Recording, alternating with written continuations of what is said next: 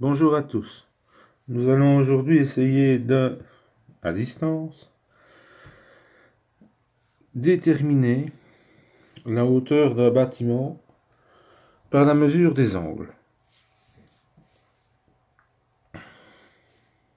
Donc, objectif du cours, c'est ce que je viens de vous raconter. Nous allons pour cela, puisqu'on a des angles à mesurer, utiliser non plus la lunette, mais le théodolite. En effet, nous avons cette fois-ci des angles verticaux à mesurer, puisqu'on va essayer de déterminer une certaine altitude ou hauteur. Pour rappel, dans le théodolite, il y a deux cercles.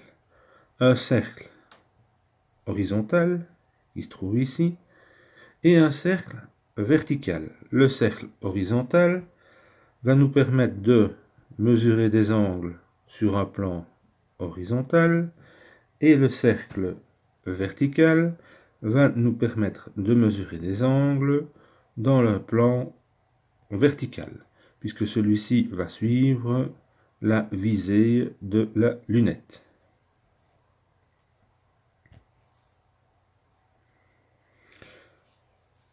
Sur le modèle ici, on voit bien nos deux cercles, le cercle horizontal et le cercle vertical.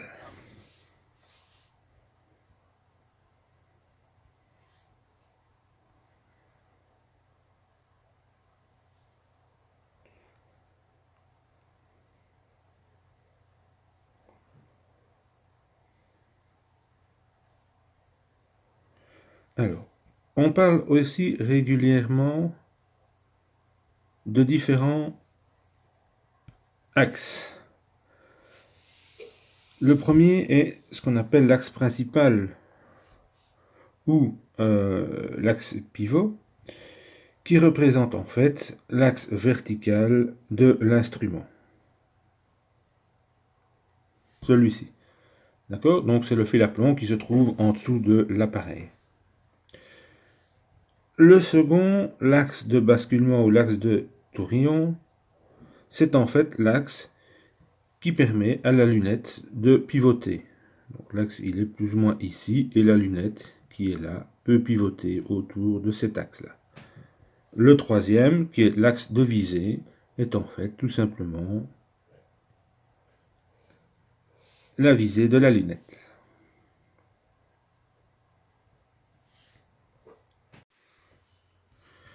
Passons maintenant à la mesure des angles horizontaux.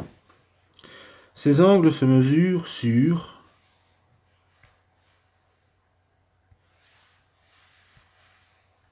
les angles horizontaux. Ces angles se mesurent sur ce que l'on appelle le cercle horizontal ou également le limbe.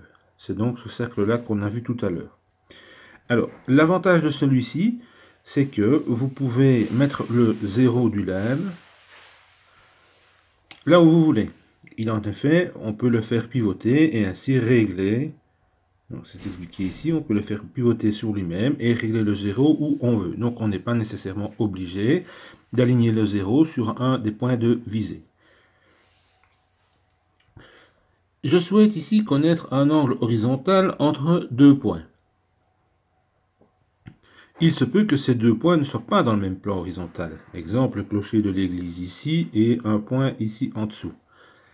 Ça ne posera pas de problème parce que vu du dessus, quelle que soit la hauteur ou l'altitude de ces points, vu en plan, donc vu du dessus, l'angle HZ ici sera toujours le même. D'accord? Donc, si par exemple je veux mesurer un angle entre le point A, qui est ici au-dessus, qui est donc sur une verticale passant par A et A', que je peux représenter ici en dessous, et un deuxième point, qui est mon point B, ici en dessous, qui est dans un autre plan que le point A, donc dans ce plan-là, je vais pouvoir faire une première visée vers le point A, mesurer l'angle, je suis ici dans le cas à 0 degré. Ensuite, je vais faire ma deuxième visée vers le point B, ici en dessous, et je vais donc mesurer l'angle que je retrouve ici, qui est donc cet angle-là. Je détermine ainsi mon angle horizontal.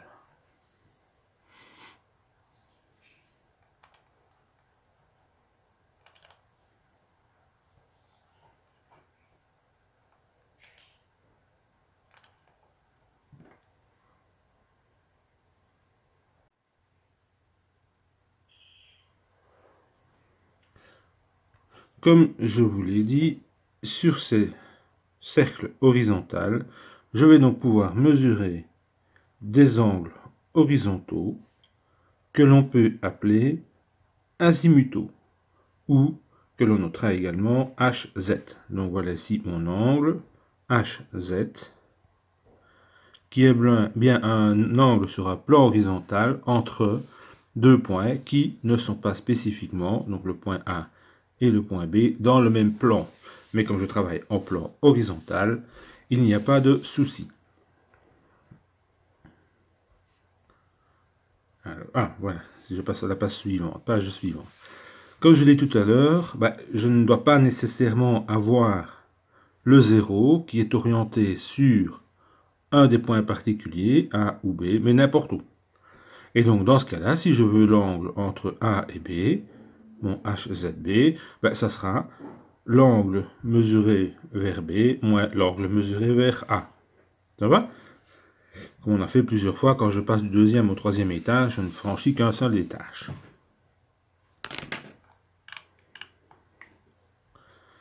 Ceci, les séquences, je passe. On reviendra là-dessus plus tard. C'est simplement des ensembles de mesures, ainsi que les notions de, je vous en avais un petit peu parlé, de double retournement, qui consiste à refaire l'ensemble des mesures en retournant deux fois l'appareil pour annuler par après, en faisant des moyennes, les erreurs qu'il pourrait y avoir dans l'appareil ou les erreurs de lecture. Nous passons maintenant aux angles verticaux. D'accord? C'est un petit peu le même principe. Mais cette fois-ci, nous ne sommes plus dans le cercle horizontal, mais nous sommes dans le cercle vertical. Voilà mon fameux théodolite, et j'ai donc ici un cercle qui est vertical.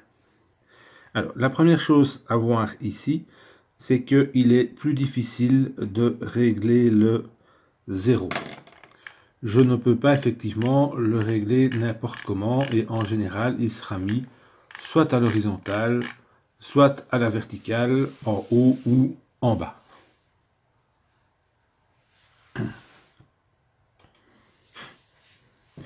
Alors, en général,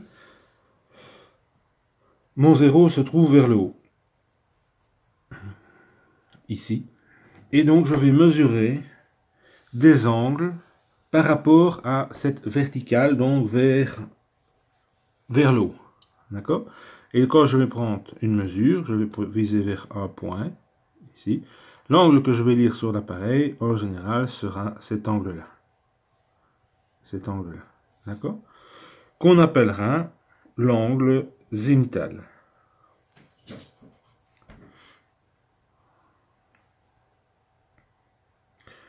Bien entendu, je peux en déduire l'angle par rapport à l'horizontale, puisque la somme des deux vaut, à votre avis, 90 ou 100. Nous travaillons en gonds, donc le total vaut 100 gonds. C'est-à-dire que l'angle orange ici sera de 100 moins mon angle zénital ici. Et donc je peux ainsi localiser un point en hauteur avec son angle. Je ne connais pas encore son altitude, il manque encore certaines données, mais là je peux déjà viser certains points.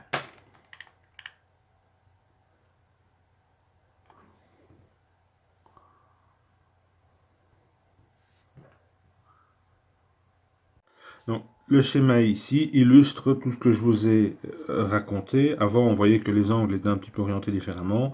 En réalité, donc, je vais bien retrouver mon 0 vers le dessus et je vais faire une visée vers un certain point. Et je vais donc pouvoir en déduire l'angle à la lecture qui est bien celui-là.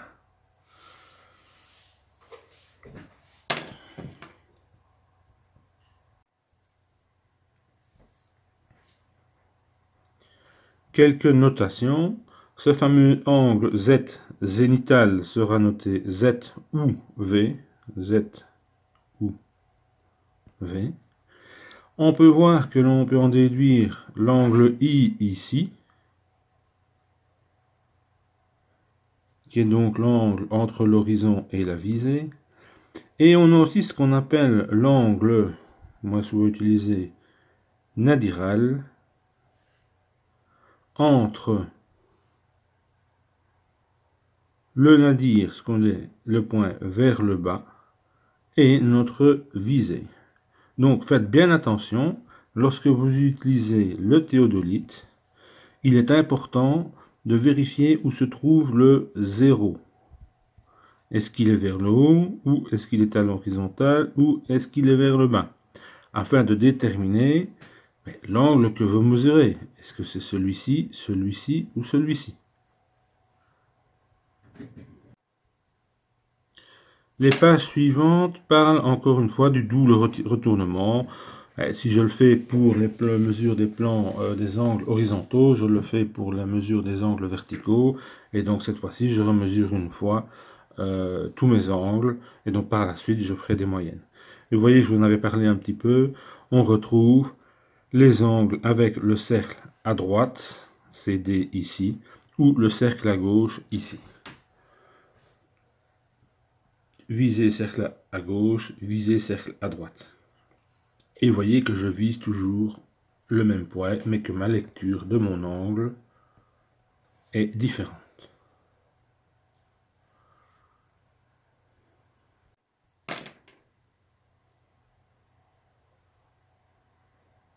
Alors, petit rappel. Vous vous souvenez que avec la lunette, on pouvait également mesurer une distance horizontale, qui était la lecture du dessus, moins la lecture du dessous, fois 100.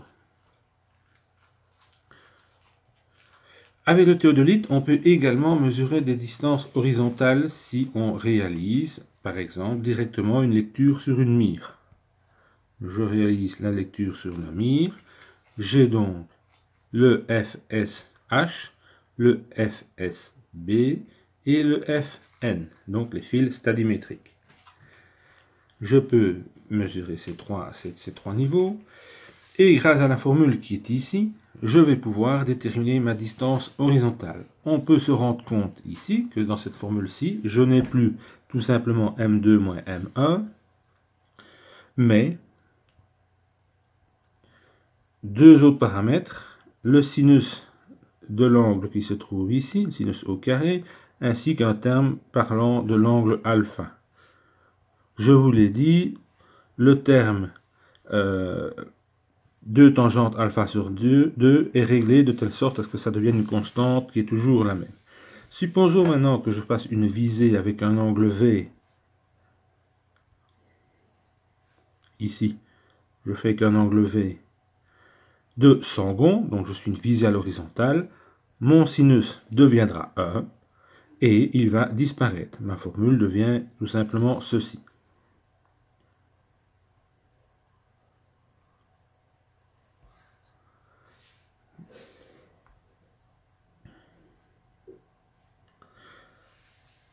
Ma distance horizontale, je reprends ma formule précédemment, donc j'ai cette formule-ci, M2 moins M1 sur un terme ici, multiplié par ce terme-là quand je ne suis pas à l'horizontale. Imaginez que je remplace tout le terme qui se trouvait sous la fraction, donc tout ce terme-là, par une constante, K. K et K est égal à ceci. D'accord? Ma formule devient, la distance horizontale est égale à K fois M2 moins M1, comme avant, multiplié par ce sinus carré V qui est mon angle ici. Que fait-on? En fait, quand on a réglé l'appareil, le théodolite, on a pris un angle de manière à ce que cette constante K soit égale à 100. Donc ce K, c'est la constante stadimétrique. C'est pour ça que je vous ai toujours lecture du dessus moins lecture du dessous fois 100. Ici, on fera toujours le même principe. Lecture du dessus moins lecture du dessous fois 100, mais on multipliera par le sinus carré de V pour obtenir la distance horizontale.